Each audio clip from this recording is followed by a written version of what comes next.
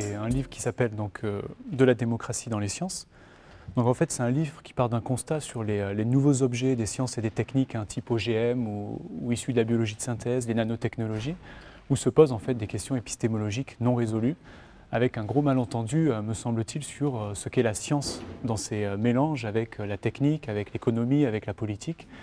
Et donc ce livre part du constat, on a besoin de renouveler la pensée épistémologique à propos de ces nouveaux objets. La thèse générale, c'est d'essayer de définir ce qu'est la démocratie dans les sciences. Donc il y a toute une partie de réflexion sur comment se produit aujourd'hui une connaissance scientifique, où j'essaye d'identifier finalement, d'un point de vue épistémologique, le pluralisme. Voilà, comment se caractérise le pluralisme dans les sciences. Puis il y a toute une partie en éthique pour essayer de voir comment l'éthique peut avoir prise sur le processus scientifique sans limiter forcément ou être normatif, mais accompagner démocratiquement la science pour faire émerger les valeurs, pour essayer de créer du débat aussi avec la société civile sur les sciences, voilà, et les techniques. J'ai 3 cas que j'ai abordés qui sont des symptômes pour moi d'une crise du concept de science.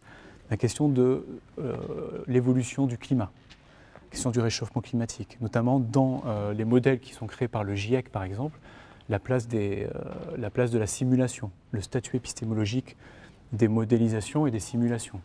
Deuxième exemple, c'est l'exemple de la théorie de l'évolution du vivant, et les controverses qu'il y a entre théorie de l'évolution et créationnisme, où là aussi émergent des questions épistémologiques tout à fait fondamentales sur la question des critères de scientificité.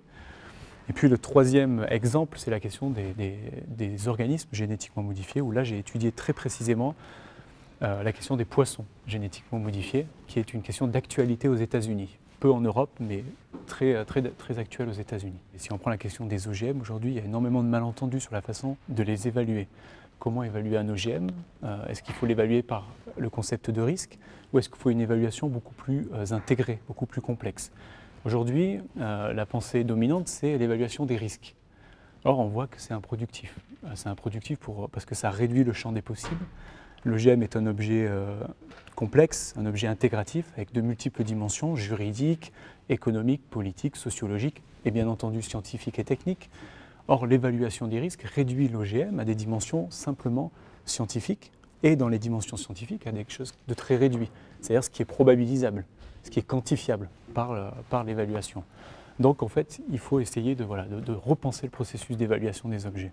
C'est une bonne introduction à qui veut s'intéresser aux questions d'épistémologie contemporaine dans ses rapports à l'éthique et à propos d'objets très contemporains. Voilà. Et effectivement, ce sera très utile, me semble-t-il, pour les étudiants, notamment les élèves ingénieurs qui vont être les producteurs de ces objets-là. Il y a des notions qui sont compliquées mais qui sont tout le temps explicitées, donc je crois que c'est un livre qui est accessible à tout public. Ouais.